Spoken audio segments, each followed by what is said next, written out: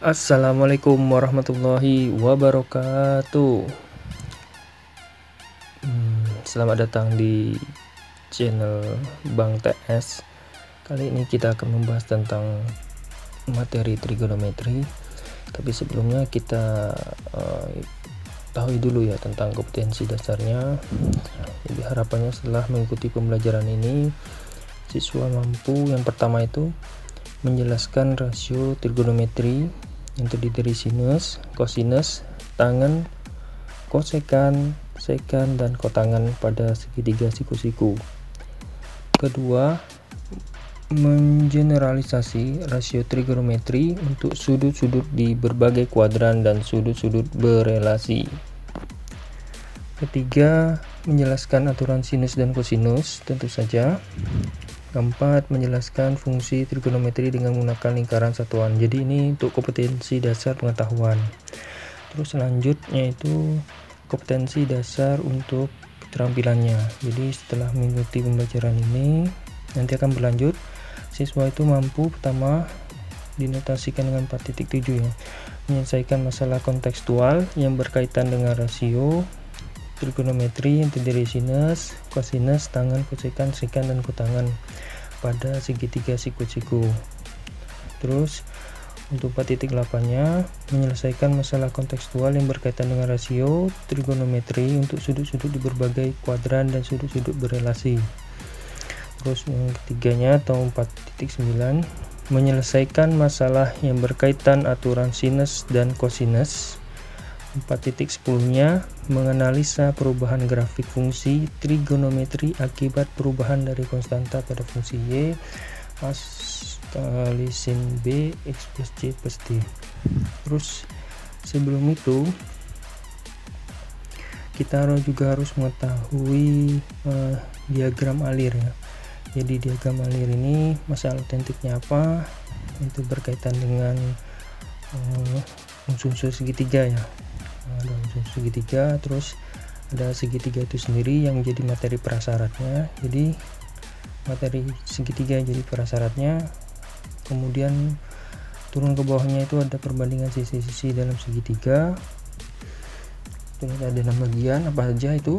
Pertama ada sin alfa, terus ada cos sinus alfa, terus ada tangen alfa, lanjut ada sekan alfa, terus kosekan alfa, terus kotangan alfa. Dari ke-6 ini nanti muaranya juga akan pada lihat pada grafik ya, grafik fungsi trigonometrinya. Jadi ini diagram alirnya ya. Terus masuk ke materi pembelajarannya. Untuk ukuran sudut, derajat dan radian.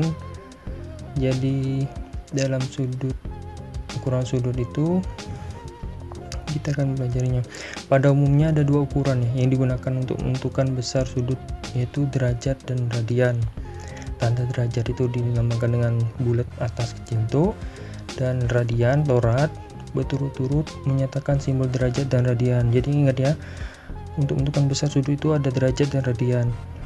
Terus untuk satu putarannya, karena satu putaran itu 360 derajat, berarti kalau satunya itu 1/360 putaran. Kalau seperempat putaran itu gimana bentuknya? Jadi seperti ini ya, seperempat putaran. Terus kemudian kalau setengah putaran, iya seperti ini. Udah, kalau satu putaran full penuh ya, satu putaran penuh ya, seperti itu ya. Jadi jangan sampai lupa ya, ada satu lingkaran penuh, ada setengah putarannya, seperempat putaran, 1/360 putaran. Lanjut. Untuk lanjutan kali ini kita mencari satu radian itu diartikan sebagai besar ukuran sudut pusat alfa yang panjang busurnya sama dengan jari-jari. Apabila panjang busur tidak sama dengan R, maka cara menentukan besar sudut tersebut dalam satuan radian dapat dihitung dengan perbandingan ya. Jadi dapat ketika panjang busurnya tidak sama dengan jari-jarinya, maka cara menentukan dengan perbandingan. Jadi dapat dikatakan bahwa hubungan antara 1 derajat dengan satuan radian adalah 1 putaran dengan 2 V radian. Jadi 1 putaran itu sama dengan 2 V radian. Oleh karena berlaku sifat 360 derajat sama dengan 2 V radian, atau 1 derajat sama dengan 1/180 derajat radian. Nah, bisa kan? Contoh, kita langsung masuk contoh. Perhatikan hubungan aljabar antara derajat dengan radian berikut. Oke, kalau ada 1/4 putaran, berarti sama aja dengan 1/4 dikali putarannya berapa? 360 derajat kan? Berarti sama dengan 90 derajat, atau 90 derajat sama dengan 90 kali 1/180 sama dengan setengah V radian. Ya, gitu ya cara ngitungnya. Jadi kita bagi dulu per putarannya. Oke, lanjut ke soal nomor 2. Nomor 2 itu ada 1/3 putaran ya. Kalau tadi 1/4, ini sekarang 1/3 putaran, berarti 120 derajat. Jadi 120 itu kali 1/180 radian, jadi sama dengan 2/3 V radian.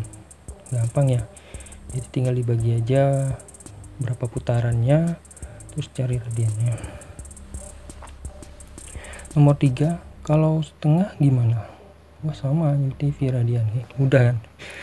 Mudah sekali ya, jadi gampang ya. Oke, bisa lanjut ya. Oh ya, nih FYI ya, for your information, jadi 360 derajat ternyata pertama kali diperkenalkan oleh bangsa Babilonia.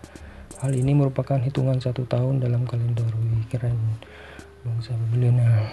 Terus ini ya, sudut istimewa yang sering digunakan. Jadi ada berapa ini?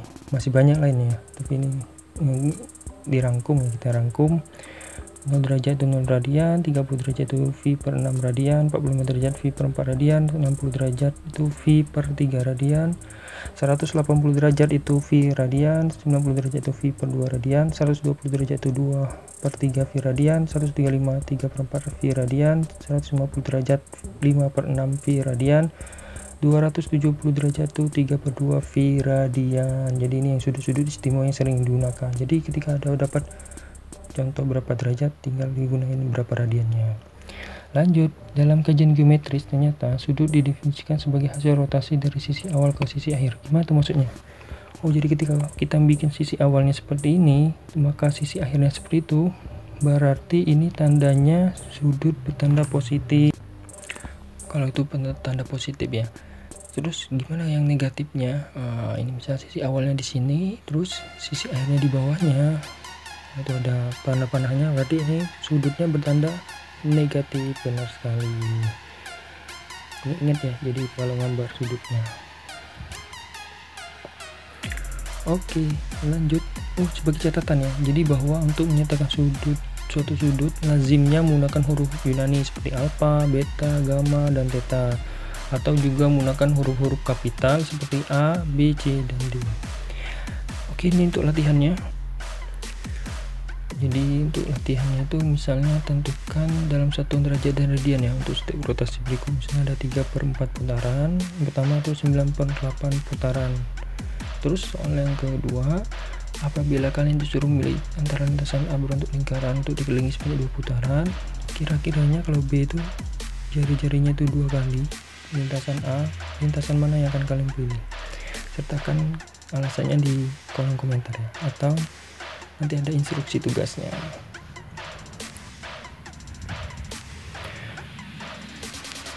Jadi kita milih lintasannya. Ya, ini ya instruksi tugasnya. Yang pertama itu latihan dikerjakan untuk siswa-siswa Bapak, kemudian difoto dan dikirimkan ke Google Classroom masing-masing. Jadi gitu ya, jadi kerjakan latihan tadi, terus difoto, terus dikirim ke Google Classroom masing-masing. Atau bagi peserta didik lainnya dapat menjawab di kolom komentar. Oke, terima kasih. Wassalamualaikum warahmatullahi wabarakatuh.